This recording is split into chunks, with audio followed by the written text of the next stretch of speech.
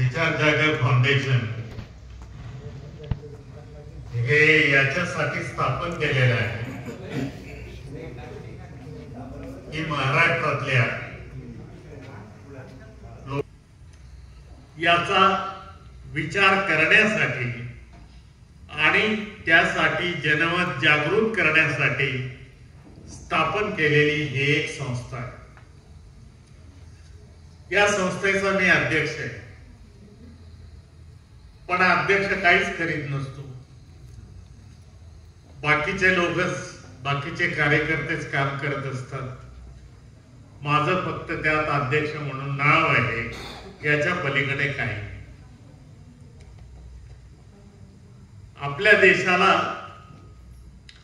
Non biological असण्याची एक परंपरा आहे. नॉन बायोलॉजिकल हे आपले आताचे जे प्रधानमंत्री आहेत ते नॉन बायोलॉजिकल स्वतःला समजतात, कारण ते डायरेक्ट तिकडून आलेले आहेत. पण यांच्या पूर्वीही अनेक लोक डायरेक्ट आलेले आहेत आणि त्याच्यापैकी एक मनू आहे ज्याने मनुस्मृती लिहिली. आणि या मनुस्मृतीमध्ये स्त्रियांच्या संबंधी जे त्याने लिहिलेलं आहे ते उघडपणे सांगण्यासारखं नाही, इतकं वाईट लिहिलेलं आहे. आणि याचा परिणाम असा झाला की धोंडो केशव कर्वे यांनी जेव्हा परित्यक्तांच्या साठी एक शाळा काढली पुण्यामध्ये कर्वेनगरला, तेव्हा लोकांनी त्यांना मदत करावी म्हणून एक पत्रक त्यांना काढायचं होतं. आणि त्या पत्रकावर नावं टाकण्यासाठी ज्या महापुरुषांची त्या काळात असलेल्या नावं होती त्यापैकी एक बाळ गंगाधर टिळक यांचं नाव होतं. म्हणून धोंडो केशव कर्वे हे बाळ गंगाधर टिळक यांच्याकडे गेले आणि त्यांना म्हणाले की तुम्ही या पत्रकावर सही करा. कशासाठी होतं ते पत्र? तर ज्या घटस्फोटित महिला आहेत त्यांना शिक्षण देऊन स्वतःच्या पायावर उभं करण्यासाठी. त्यावेळी बाळ गंगाधर टिळक धोंडो केशव कर्व्यांना म्हणाले की कर्वे, हे काय काम करतात तुम्ही फालतू? स्त्री ही पायातली चप्पल आहे आणि ती पायातच ठेवली पाहिजे, तिला डोक्यावर घेता कामा नये. जे ज्यांनी सांगितलं होतं की स्वराज्य हा माझा जन्मसिद्ध हक्क आहे आणि तो मी मिळविनच, तेव्हा हे स्वराज्य कोणासाठी होत? ही परंपरा भारतामध्ये चालू होती. ज्यावेळी भारत स्वतंत्र झाला आणि ही राज्य घटना आली त्यावेळी काय काय घडत होतं देशामध्ये? रशियामध्ये समाजवादी क्रांती झालेली होती आणि ती होऊन जवळजवळ 40 वर्ष झालेली होती. भारताची राज्यघटना तयार होण्यापूर्वी 2 वर्ष अगोदर चीन मध्ये राज्यक्रांती झाली होती आणि तिथे समाजवादी शासन आलेलं होतं. समाजवाद म्हणजे काय? लोकांना खूप भ्रम आहे. समाजवाद म्हणजे काय, साम्यवाद म्हणजे काय, याच्यातला फरकही लोकांना कळत नाही आणि ते समजावून घेण्याची कोणाची इच्छा पण नसते. समाजवाद याचा अर्थ प्रत्येक व्यक्तीला, प्रत्येक व्यक्तीच्या हाताला काम आणि त्या कामाप्रमाणे दान. म्हणजे ती व्यक्ती जितकं काम करेल त्या प्रमाणात त्याला वेतन मिळेल. साधी गोष्ट आहे. तुम्हाला खड्डे खणायचे असतील तर तो जितके खड्डे खणेल, जितका प्रास, तितकं त्याला त्या प्रास प्रमाणे वेतन मिळेल. साम्यवाद म्हणजे काय? साम्यवाद म्हणजे काय किंवा समाजवाद म्हणजे काय? अकॉर्डिंग टू हिज लेबर, म्हणजे तो किती काम करतो त्याच्यावर दाम. आणि साम्यवाद याचा अर्थ असा की तो किती काम करतो याच्यापेक्षा तो जो काम करतो त्या कामाचा मोबदला त्यांच्या गरजाप्रमाणे देणे, त्या व्यक्तीच्या गरजेप्रमाणे देणे, अकॉर्डिंग टू हिज नीड. म्हणजे अपंग माणूस आहे, तो तर काही खड्डे खणू शकत नाही, तो तर काही यंत्र चालवू शकत नाही, तो काय बाजारात बसू शकत नाही. मग त्याचं काय करायचं? तेव्हा त्याला शक्य होईल ते जे काम तो करील. समजा हातमाग चालवायचा असेल तर तो हातमाग चालवू शकतो, पण त्याचे पाय पण ठीक असावे लागतात, कारण खाली पाय पण दाबावे लागतात. तर तो जो जेवढं काम करील तो कमीच करणार काम, पण त्याचं काम कमी असलं तरी त्याला दाम मात्र त्याच्या गरजेप्रमाणे मिळेल. म्हणजे त्याला किती औषधं लागतील, त्याचा खाण्यापिण्याचा खर्च किती होईल, त्याचा बाकीचा खर्च किती होईल, हे सगळं लक्षात घेऊन त्याला दाम देणे म्हणजे साम्यवाद. तेव्हा भारतात ही राज्यघटना होण्यापूर्वी दोन गोष्टी झालेल्या होत्या. रशियात राज्यक्रांती झाली होती आणि चीनमध्ये राज्यक्रांती माओनी केलेली होती 1949 साली. त्या भारताच्या समोर प्रश्न असा होता की राज्यक्रांती टाळण्यासाठी काय करता येईल. आणि भारतामध्ये क्रांतिकारी समूह कोणते होते? म्हणून बाबासाहेब आंबेडकरांनी 1935 साली जे एक पुस्तक लिहिलं, खरं म्हणजे ते त्यांचं भाषण आहे, एनिहिलेशन ऑफ कास्ट, जाती संस्थेचा उच्छेद या नावाने त्याचं मराठी भाषांतर पण झालेलं आहे. त्याला आंबेडकरांचा अभ्यास करायचा आहे. खरं म्हणजे महापुरुषांचा अभ्यास सुद्धा असा क्रॉनॉलॉजिकली करावा लागतो. ज्यांना आंबेडकरांचा अभ्यास करायचा आहे त्याने पहिल्यांदा एनिहिलेशन ऑफ कास्ट वाचायचं आणि मग वाचत वाचत पुढे जाऊन थॉट्स ऑन पाकिस्तान वाचायचं आणि मग बुद्ध अँड धम्म वाचायचं.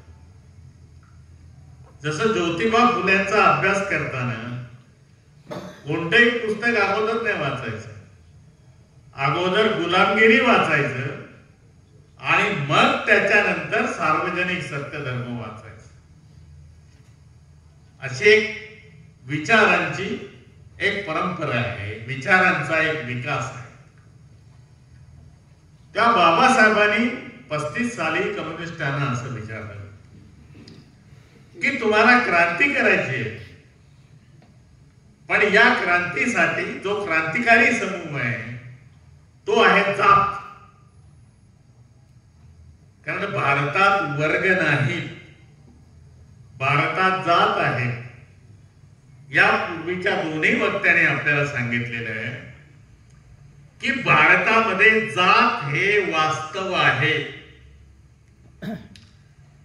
आणि दुसरी गोष्ट, स्त्रियांचं दास्य, स्त्रियांची गुलामगिरी हे वास्तव आहे आजही.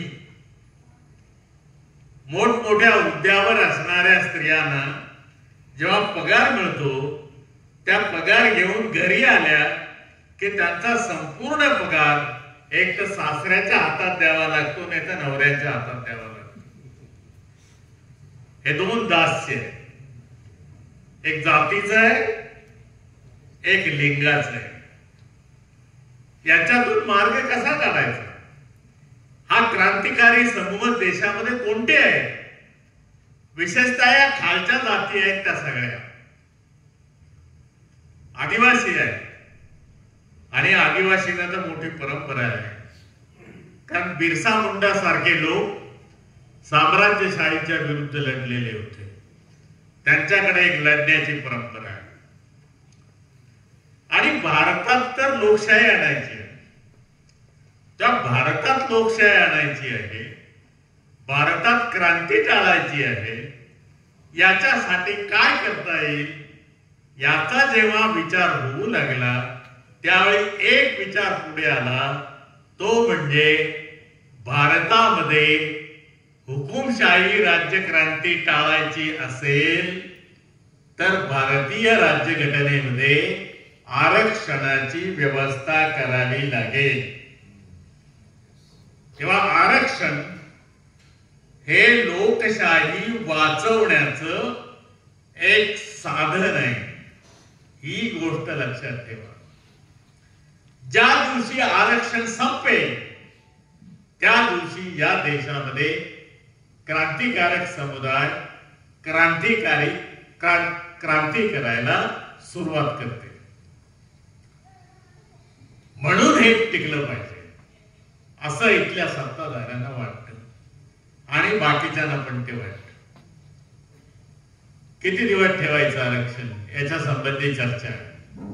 राजीव गांधीच्या आपल्या राहुल गांधीच्या संबंधीची जी चर्चा आहे सध्या चालू वर्तमानपत्रात आणि टीव्ही चॅनल्स होते, त्याने असं सांगितलं होतं की जोपर्यंत आवश्यकता असेल तोपर्यंत तुम्हाला रिझर्वेशन ठेवावंच लागेल, त्याच्याशिवाय तुम्हाला पर्याय नाही. आणि रिझर्वेशन काढून घेतलं तर हे सगळे समुदाय खालचे जे आहेत हे क्रांती करतील असं मी तर सांगितलंच होतं. बाबासाहेबांनी पण हे सांगितलेलं होतं.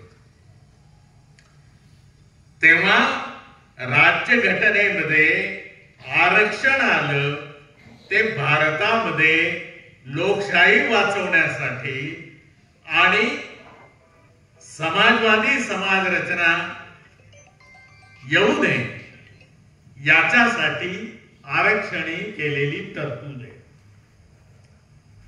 म्हणून आज ग्लोबलायझेशन नंतर म्हणजे 1990 नंतर दोन गोष्टी झालेल्या तुम्हाला दिसतात. दोन एकाच वर्षात एकाच वेळी 1991 साली तिकडून जागतिकीकरण आलं आणि 1991 सालीच लालकृष्ण अडवाणींनी रथयात्रा काढली. ही साधी गोष्ट नव्हती, ही साधी गोष्ट नव्हती. हा एक अतिशय समजूतदारपणे खोल विचार करून केलेला विचार होता. कारण या ग्लोबलायझेशन मध्ये वरिष्ठ वर्गांचं हित राहावं याच्यासाठी धार्मिक उन्माद निर्माण करणं आवश्यक आहे. ज्या ज्या वेळी भांडवलशाही संकटात येते त्या त्यावेळी आपल्या देशामध्ये धार्मिक उन्माद निर्माण होतो, अशांतता निर्माण होते आणि ती अशांतता नष्ट करण्यासाठी तुम्हाला पुन्हा एकदा दमनाची व्यवस्था निर्माण करावी लागते. म्हणून आपल्या देशामध्ये 22 भांडवलदारांच्या हातामध्ये या देशातली एकूण 50% संपत्ती आहे आणि उरलेल्या 51 लोकांच्या ताब्यामध्ये उरलेली संपत्ती आहे. जगातले सगळ्यात श्रीमंत लोक भारतामध्ये आहेत, जगातले. ते कधी दुसऱ्या क्रमांकावर येतात, कधी 17व्या क्रमांकावर येतात, कधी 18व्या क्रमांकावर येतात, कधी 5व्या क्रमांकावर येतात, पण ते आहे. तेव्हा हे टाळण्यासाठी काय करायचं, याच्यासाठी तुम्हाला समाजवादी समाज रचना स्थापन करावी लागेल. कारण समाजवादी अशी रचना आहे, अशी व्यवस्था आहे की जी तुम्हाला सामाजिक आर्थिक न्याय देऊ शकते. हा प्रश्न जेव्हा बाबासाहेब आंबेडकरांच्या समोर आला, बाबासाहेब आंबेडकर आणि जवाहरलाल नेहरू हे दोन्ही लोक भारतीय घटना परिषदेमध्ये एकाकी पडलेले होते. त्यांच्या हातात काही नव्हतं. अगदी हिंदू कोड बिल सुद्धा ज्यावेळी बाबासाहेबांनी आणलं त्यावेळी नेहरू परदेशात होते आणि नेहरूंनी तिथून अमेरिकेतून सांगितलं होतं की हिंदू कोड बिल मी आल्याबरोबर पास करणार आणि हिंदू कोड बिल जर पास झालं नाही तर माझं सरकार राजीनामा देईल. पण झालं नाही. कोणी विरोध केला हिंदू कोड बिलाला? हे जे सगळे RSS चे लोक होते ते स्वतः पुढे आले नाही. त्यांना स्त्रियांना पुढे केलं त्याने.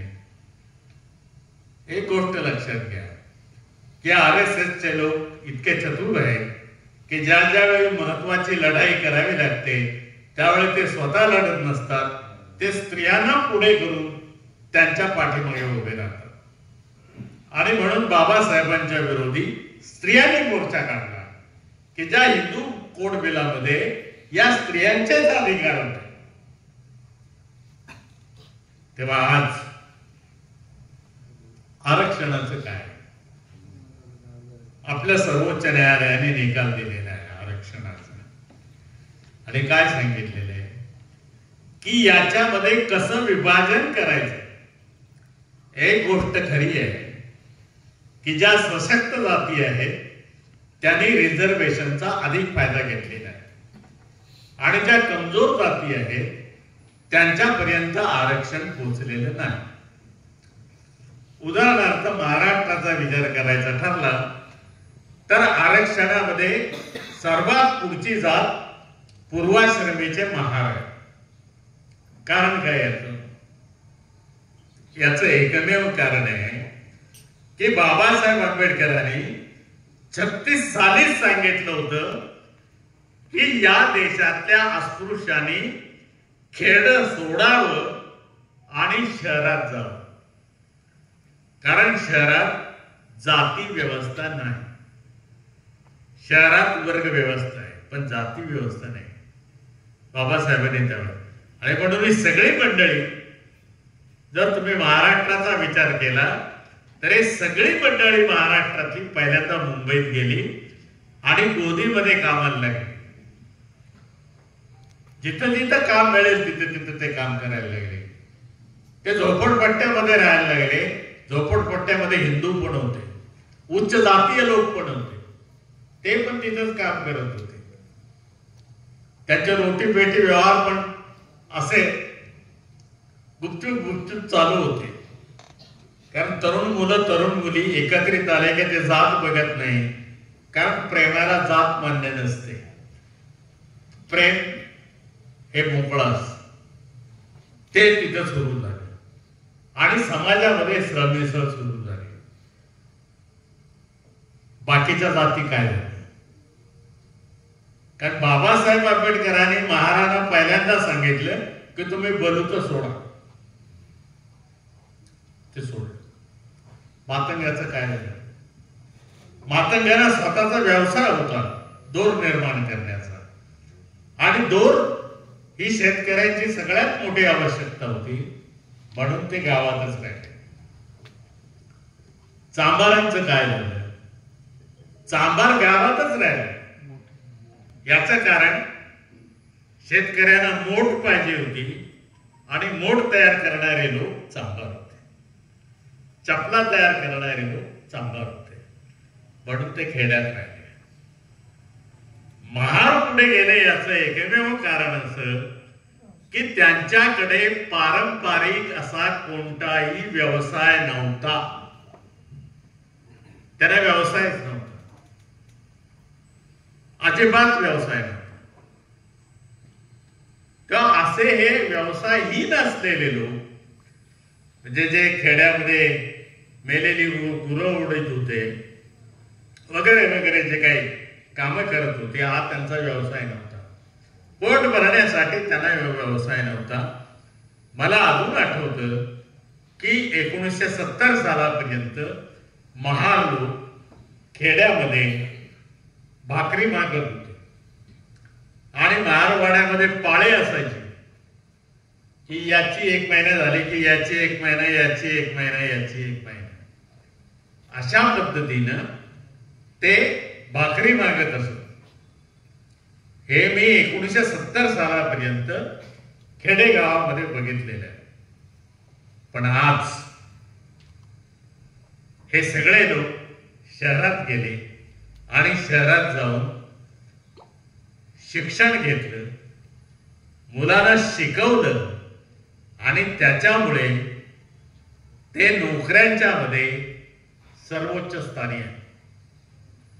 आज जर तुम्ही विचार केला तर एकूण IAS ची संख्या बघितली तर तुम्हाला ब्राह्मणांच्या नंतर IAS झालेले अधिकारी महार दिसतील. महार दिसतील. त्यांच्यापैकी एक इथे पण बसलेले आहे. महार दिसतील IAS झालेले अधिकारी. का? कारण हा बाबासाहेबांचा वारसा आहे. हा बाबासाहेबांच्या कडून आलेला वारसा आहे. हे शिका, संघटित व्हा आणि लढा द्या, ही साधी गोष्ट नाहीये. हा संघर्ष तिथे आला. मातंगाच्या मध्ये ते भानगडच नव्हती काही विचाराची. आणि आपल्या जाती संस्थेने मांग विरुद्ध महार असा एक संघर्ष उभा केला होता. अण्णाभाऊ साठे आले, ते कम्युनिस्ट होते. जोपर्यंत अण्णाभाऊ साठे जिवंत होते तोपर्यंत त्यांची जयंती कोणीही साजरी केली नाही. कारण ते कोण होते कोणाला माहितच नव्हते. पण जेव्हा मातंग लोक आपल्या अस्मितेच्या शोधात निघाले, नेत्याच्या शोधात निघाले, त्यावेळी त्यांना असं कळलं की अण्णाभाऊ साठे हे मातंग आहेत आणि ते फार मोठे कार्यकर्ते होते. म्हणून आता त्यांच्या जयंत्या साजऱ्या होतात आणि त्यांची पहिली जयंती माझ्याच अध्यक्षतेखाली झाली होती, याच नाशिक शहरात. या नाशिक